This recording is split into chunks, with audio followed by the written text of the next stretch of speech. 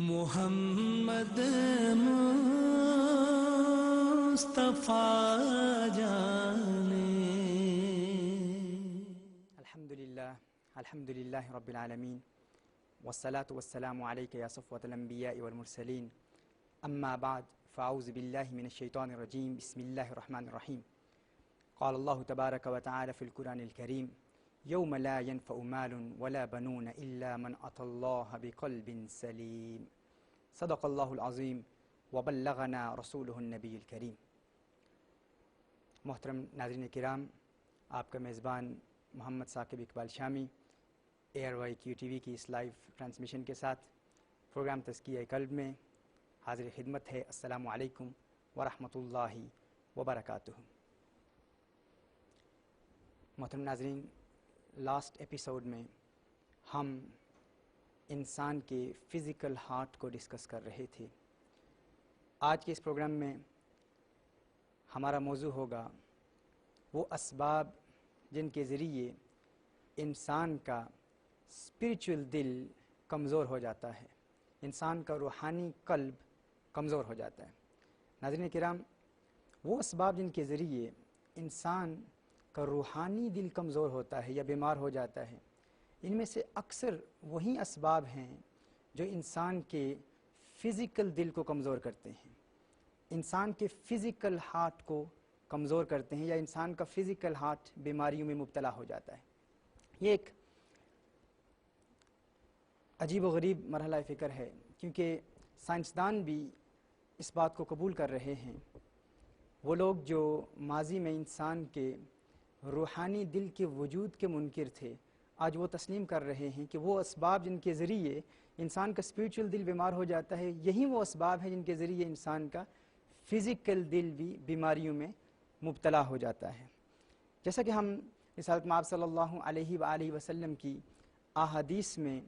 امراض قلب کے حوالے سے چیپٹرز ہیں، رسالت مآب صلی اللہ علیہ وسلم کی احادیث ہیں، صوفیاء کے اقوال ہیں، صحابہ کرام علیہم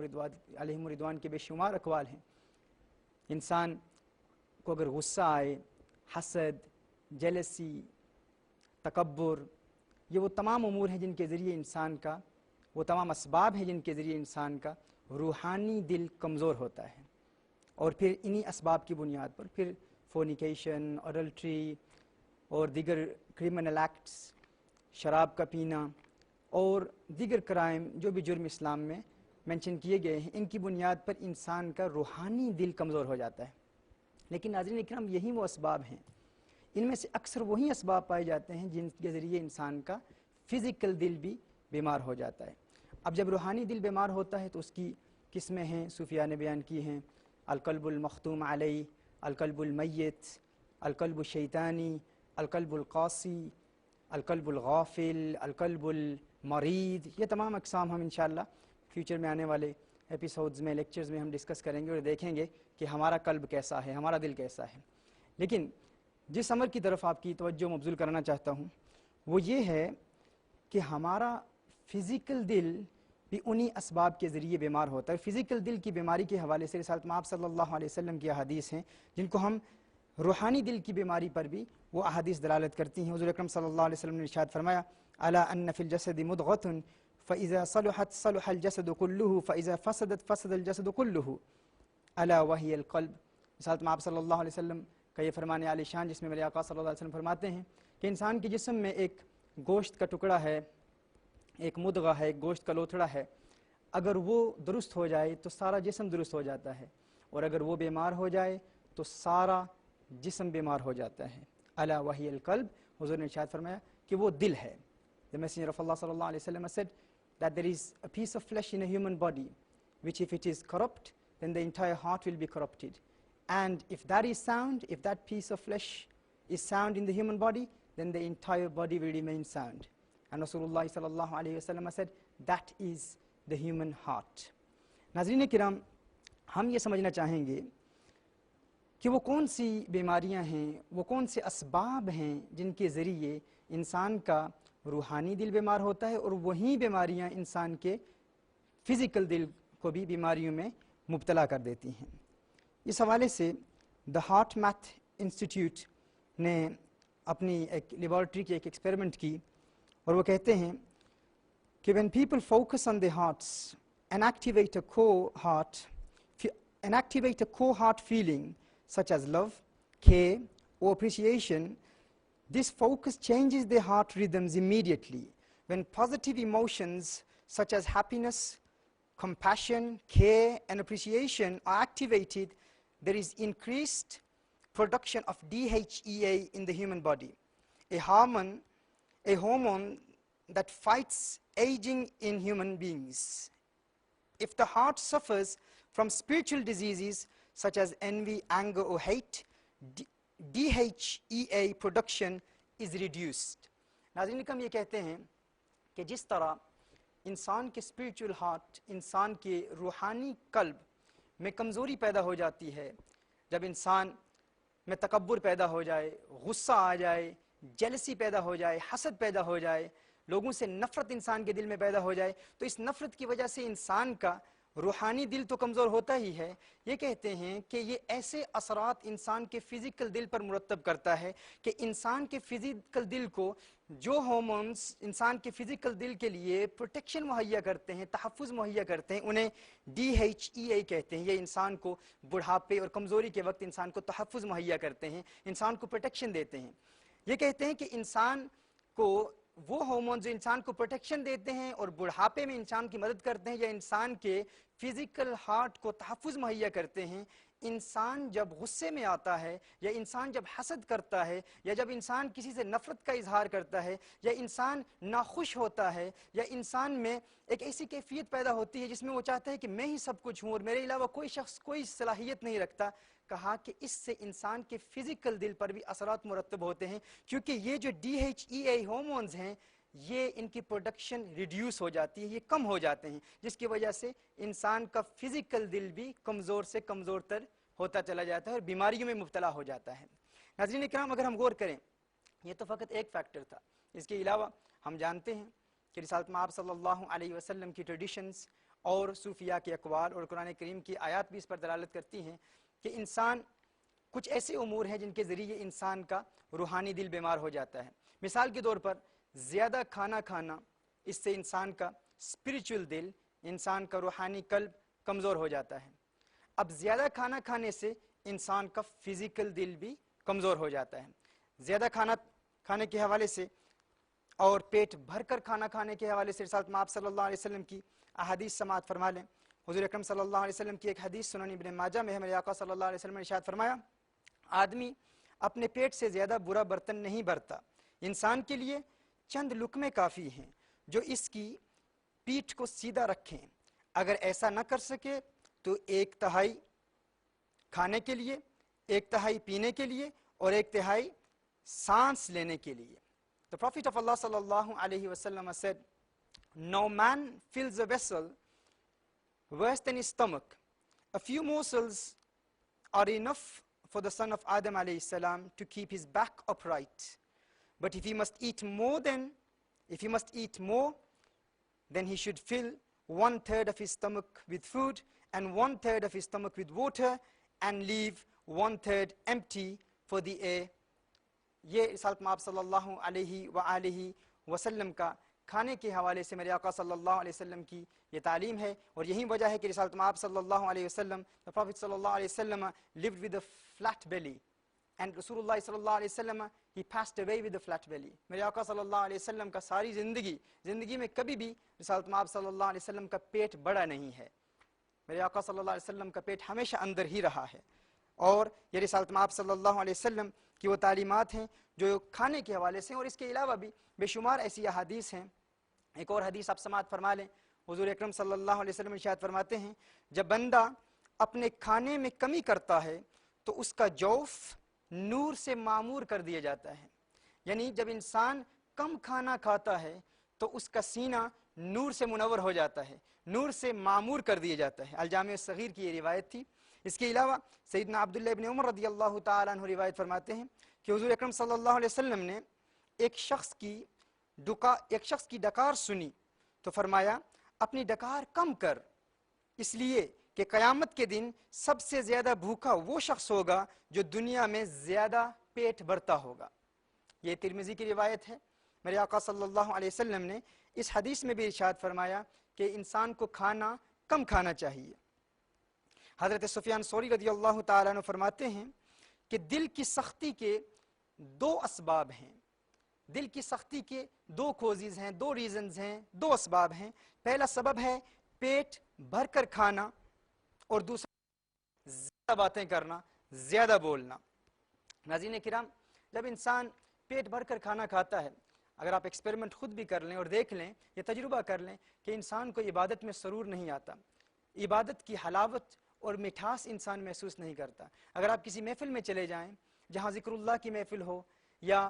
رکعت انگیز دعا ہو، اور اس دعا میں آپ شامل ہوں، شرکت کریں، اور اگر آپ کا پیٹ بھرا ہوا ہو تو آپ کوشش بھی کریں گے تو اشکوں کی برسات نہیں ہو پائے گی، آپ کی آنکھیں پرنم نہیں ہو پائیں گی، دل میں ایک وجدانی کیفیت پیدا نہیں ہوتی جب انسان کا پیٹ بھرا ہوا ہوتا ہے۔ حضرت ابو سلیمان درانی رحمۃ اللہ تعالیٰ علیہ ارشاد فرماتے ہیں، میں عبادت میں سب سے زیادہ حلاوت اس وقت محسوس کرتا ہوں جب بھوک کی وجہ سے میرا پیٹ پیٹھ سے لگا ہوا ہو۔ فرماتے ہیں کہ جب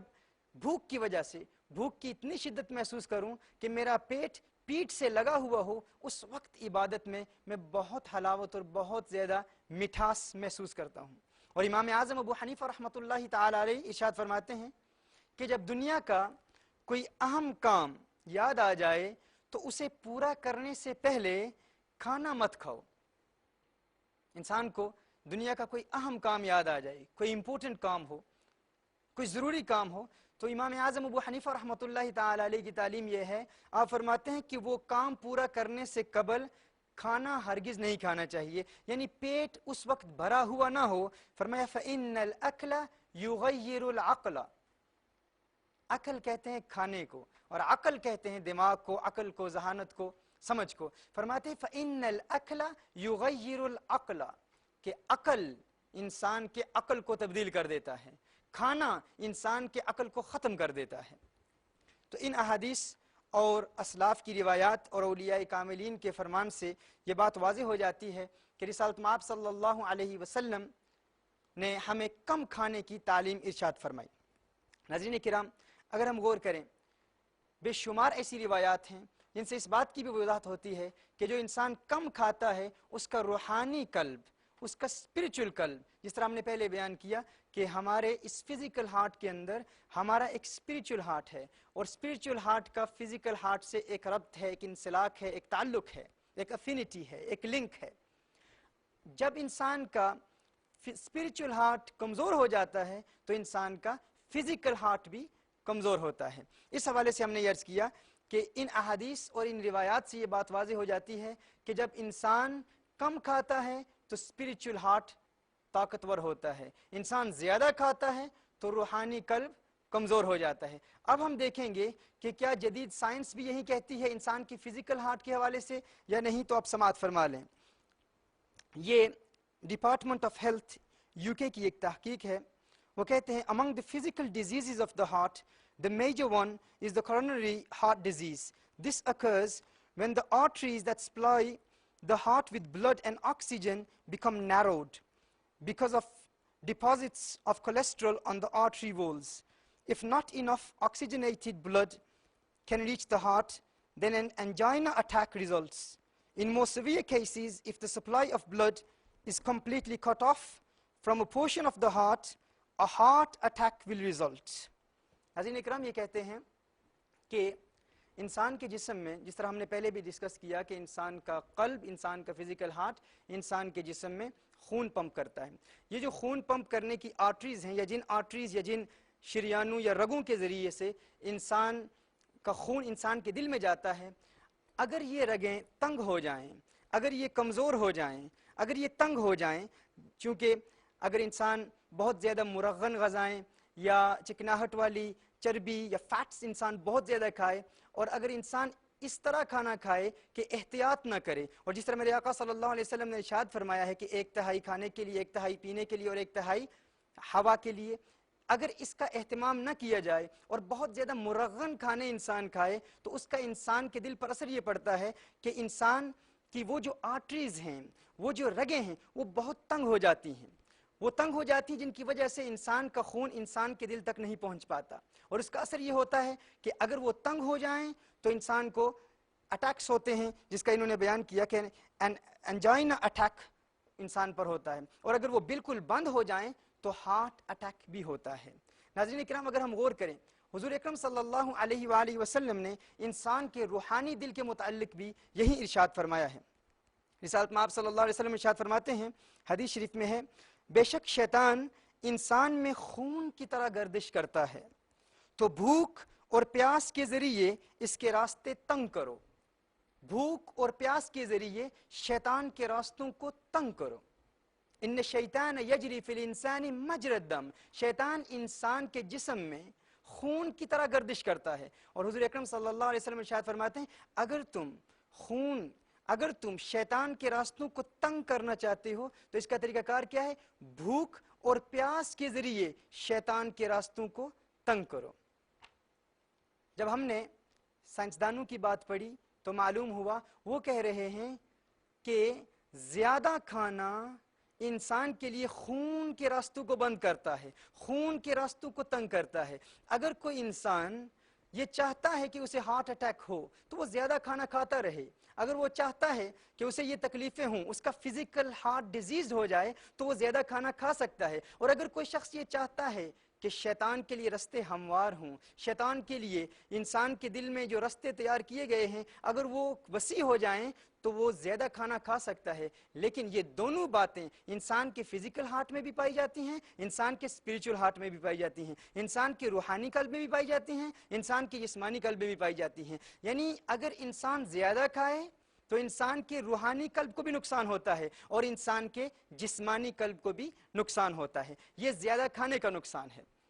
اور پھر اس کے علاوہ جس طرح میں نے پہلے عرض کیا کہ میرے آقا صلی اللہ علیہ وآلہ وسلم کا پیٹ کا بطن اطہر کبھی باہر نہیں نکلا، اور رسالت میں آپ صلی اللہ علیہ وسلم کی یہ انتہائی خوبصورت سنت ہے، اور میرے آقا صلی اللہ علیہ وسلم کی ایک بہت ہی پیاری ٹریڈیشن جس میں رسالت میں آپ صلی اللہ علیہ وسلم ارشاد فرماتے ہیں، حضرت سیدنا عبداللہ ابن عباس رضی اللہ تعالیٰ عنہ سے روایت ہے کہ رسالت میں آپ صلی اللہ علیہ وآلہ وسلم نے ارشاد فرمایا، اللہ کو تم میں سے وہ بندہ سب سے زیادہ پسند ہے جو کم کھانے والا ہے اور خفیف بدن والا ہے۔ یہ حضور اکرم صلی اللہ علیہ وسلم کی حدیث ہے کہ اللہ عز و جل کو تم میں سے سب سے زیادہ وہ شخص پسند ہے، وہ شخص سب سے زیادہ پیارا ہے جو کم کھانا کھاتا ہے اور دبلا پتلا ہے، ہلکے بدن والا ہے، خفیف بدن والا ہے۔ یہ میرے آقا صلی اللہ علیہ وسلم نے امت مسلمہ کو یہ پیغام دیا ہے رسالت میں آپ صلی اللہ علیہ وسلم نے کہ اگر اللہ کی محبت چاہتے ہو تو اس کا اہتمام بھی کرو۔ ہم ویسے تو بہت تذکرے کرتے رہتے ہیں، حضور اکرم صلی اللہ علیہ وآلہ وسلم کی سنت کی اہمیت پر ہم لیکچرز دیتے ہیں، لیکن یہ سنت ہم بھول جاتے ہیں کہ پیٹ کم کرنا بھی میرے آقا صلی اللہ علیہ وآلہ وسلم کی سنت ہے۔ ناظرین اکرام، ہمارے صوفیاء کی ہمیشہ یہی عادت رہی ہے کہ صوفیاء کاملین ہمیشہ کم کھانے کا اہتمام کرتے، کیونکہ وہ جانتے تھے انہیں اللہ عز و جل، انہیں تو ان کا احتیاج نہیں تھا، انہیں ان سائنٹیفک فیکٹس کا احتیاج نہیں تھا، انہیں ان کی ضرورت نہیں تھی، انہیں نہ ہی یہ پڑھنے کی ضرورت تھی، نہ ہی میڈیکل سائنس پڑھنے کی ضرورت تھی۔ اللہ عز و جل ان کے قلوب میں یہ پیغام ڈال دیتا تھا، یہ علم ڈال دیتا تھا، اور یہ علم قدرتی طور پر ان کے قلوب میں ودیت ہو چکا تھا۔ وہ جانتے تھے کہ اگر ہم کم کھائیں گے تو اس سے ہمارے روحانی قلب کو بھی تقویت ملے گی اور ہمارے فزیکل قلب کو بھی تقویت ملے گی۔ حضرات کرام، انشاءاللہ ہم آنے والے لیکچرز میں ہم صوفیاء کاملین کے حوالے بیان کریں گے اور ان کی زندگیوں کے احوال بیان کریں گے کہ صوفیاء کاملین کے کھانے کی ترتیب کیا رہتی تھی اور وہ کس طرح کھانے کا اہتمام کرتے تھے، اور اس کے بعد انشاءاللہ تعالی روحانی قلب کی کیفیات پر ہم یہ کلام جاری رکھیں گے۔ ہمیں آپ کے بے شمار ای میلز مل رہے ہیں اور انشاءاللہ ہماری حق الاستطاعت کوشش ہوگی کہ آنے والے لیکچرز میں آپ کے ای میلز کے ہم جواب بھی دیں۔ جزاکم اللہ خیرا و احسن الجزاء و آخر دعوانا ان الحمد للہ رب العالمین۔ خدا کی عظمتیں کیا